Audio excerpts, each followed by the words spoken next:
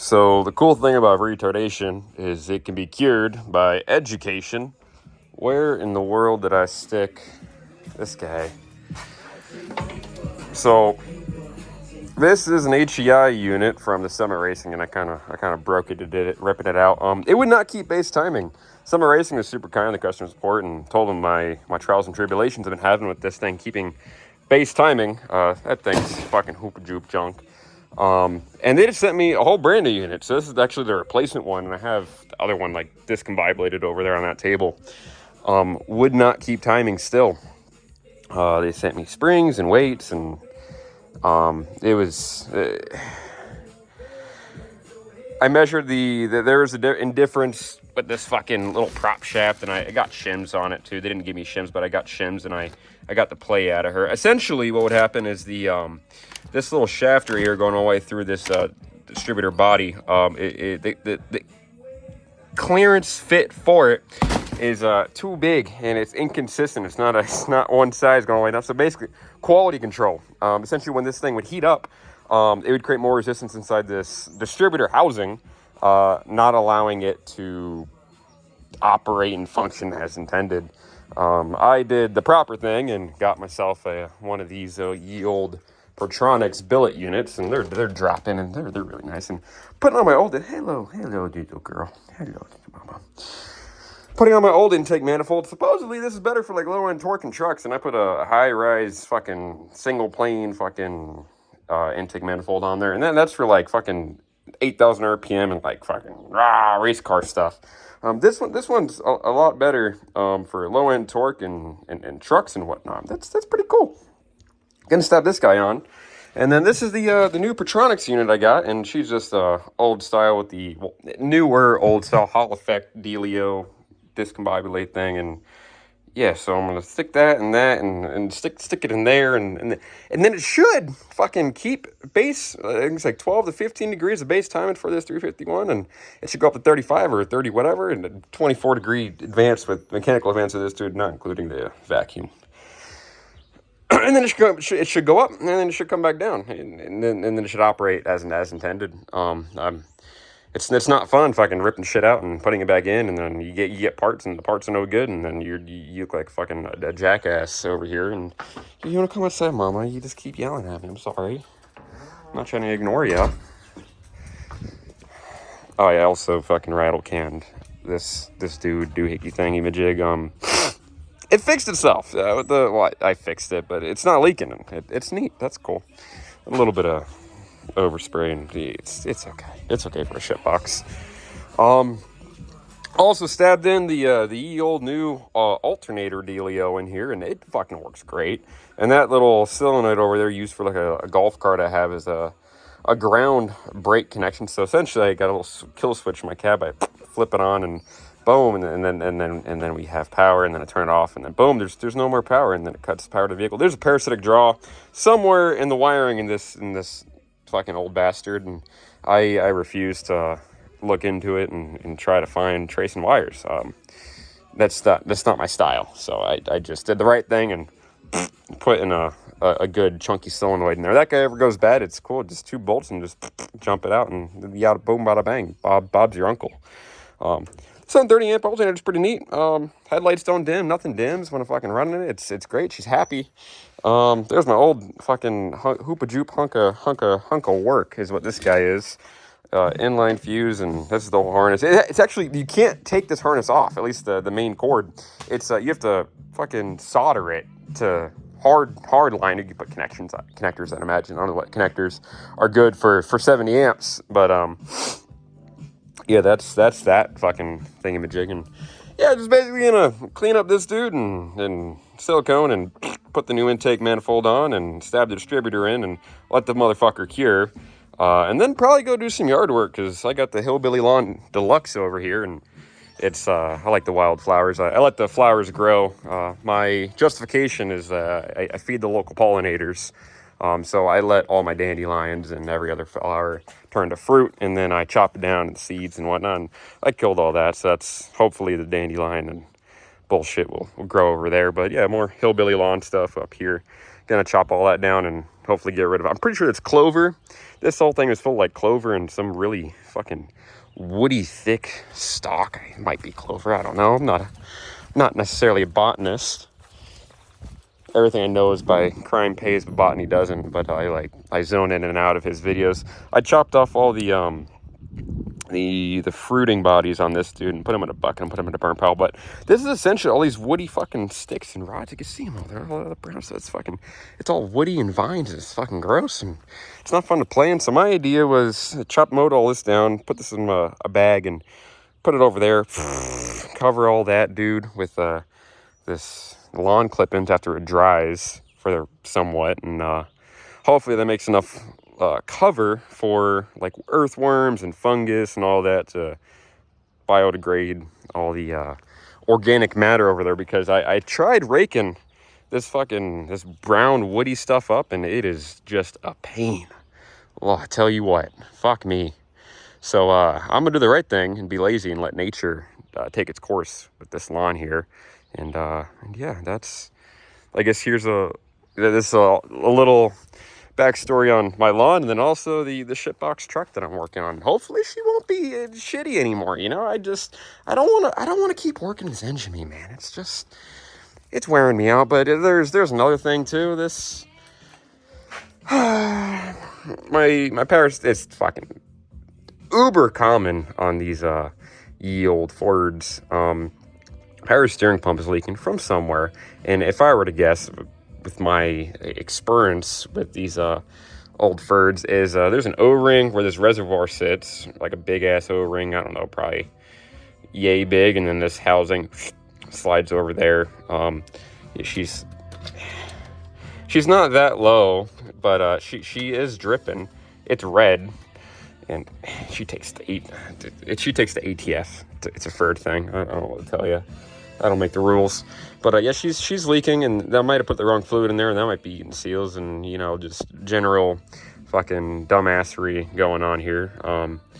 But yeah, gonna put a coil Pertronix distributor, that lower profile intake manifold, which should increase my low end torque. A lot of fucking turns and turbulence to really atomize the fuel, so we got the most complete combustion possible with this fucking old turd of a machine. And shit's a good motor. I'm just retarded, and it's... So a little more chaos is ensuing.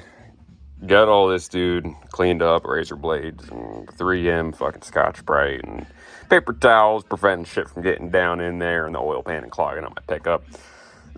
Some silicone probably made it down. I hope not, as that'd be sad. I guess we'll check oil pressure when we're done here. Think I'm pretty good though. Like I said, clean it up. Instead of brake clean, I use this guy. No chlorine, so I'm not huffing it. You know, don't known to state of cancer to cause California, but yeah, she's all cleaned up and Scotch-Brited and nice and happy. So this is kind of what I was trying to explain. Retardation kicked in a little too soon this morning. This is my new old, and this is my old new. So this is what I put on here, and you see single plane, and it's a high rise, and there's an air gap down there. So the theory behind it is you got a race car, you got a lot of fan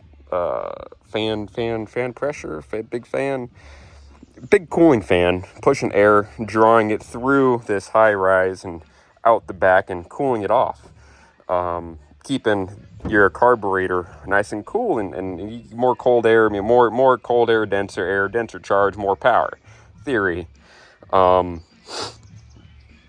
This thing's not built for speed, nor is it built for high power. So this guy is just a big hot pile of garbage in there, and when she starts heat soaking the long trips, and I was towing this motherfucker home, it would idle way up high because this guy was leaning it out. It's not great. Yes, so I'm putting this guy back in the old new, and this guy's way better. You see, it's like dual plane, so essentially two of these banks go on this side and then the same thing over here. So 2 cylinders on this side are fed from this hole, and 2 cylinders from this side are fed on this hole. yeah, so anyways, I'm going to swap over my coolant temperature and that little heater core doohickey thing onto there, and any other plugs that I need to swap over in these studs. And then I'm going to take this silicone over here and then under there and back there, and then I'm going to just toss her in there, you know, just like that, and then yeah, and then she'll do the thing. So, little burger working on old shitty Fergie stamp on the Bush Bar and look at her, but you know that's all silicone. Oh, the finger. That's all. Oh fuck. Okay. We'll do this. See that? That's all silicone. Bit of, I don't know, about a half-inch bead, quarter-inch bead, all the way across to where the Valley pan dealio goes, and then put some dots over there. I'm pretty sure this is like an EGR port dealio, and that helps, you know, preheat the intake for like combustion and atomization and explosions. But yeah, that guy's all in. I'm just gonna, and then I'm gonna use the hardware and then loosely I'm gonna let it cure, and then I shall torque it in an hour. That's what it says. Do you guys follow it? No. Am I gonna follow it? Yeah. I mean, I don't know. I guess yeah, just, you know, read the instructions, I guess. Cool. So finally got her all put back together and set initial timing. Don't have my vacuum advance hooked up at the moment. Did an oil change and changed out the coolant. Took my yield ship box and went to the parts store, and this is where the new coil is. That's just gonna live there for its entire life, and that's pretty neat. Tightened up there's a loose clamp on the bottom of this power steering pump. Tighten that up, and hopefully it's, you know, just my dumbassery which caused the power steering leak. It wasn't very low. I added maybe a quarter cup of ATF to it. So yeah, I actually did fire this dude a little while ago just to kind of bleed the coolant for the most part. She needs some more coolant. I got more in the cab. Yeah, essentially, you just fucking, I did the thing, and I put her on there, and she seems happy, and she's sitting at 15, what is it called, of base. I should probably need some, yeah. Yeah. I give you life.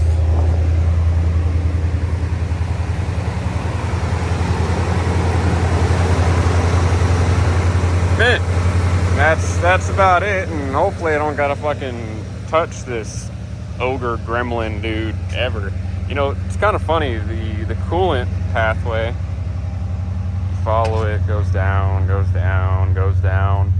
and this is a dead spot of my yard. I mowed the lawn, so no more hillbilly dealio going on back here. Well, yeah, there is, but at least the yard, I'm gonna shut up.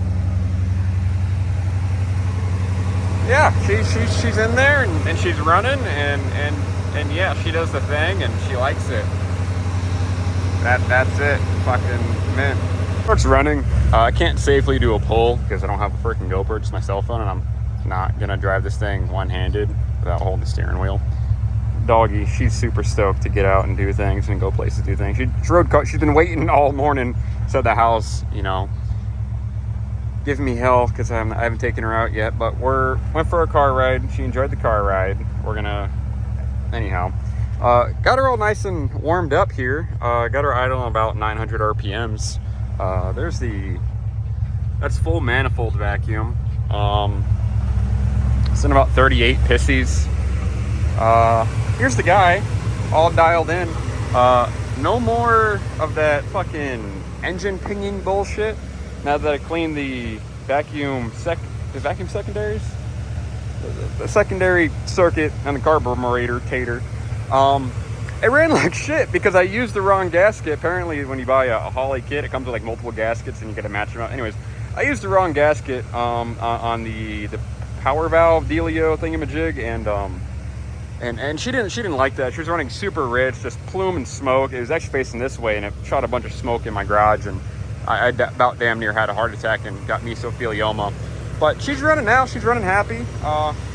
Sitting around 7 pissies. That's where she wants. And yeah, she's just idling here at 900, having a great time. Took her down the highway, got up to 65, and revved her out to about $5,000. Or I think the red line is like 50, 55, something like that. Maybe I didn't hit $5,000 total.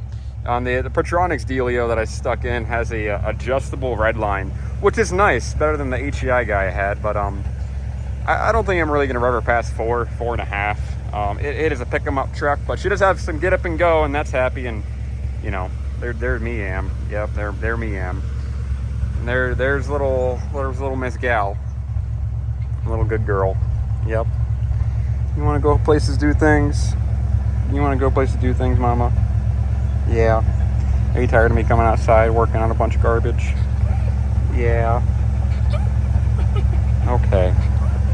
I hear ya. We're gonna leave. We're leaving now. Okay. Okay, goodbye.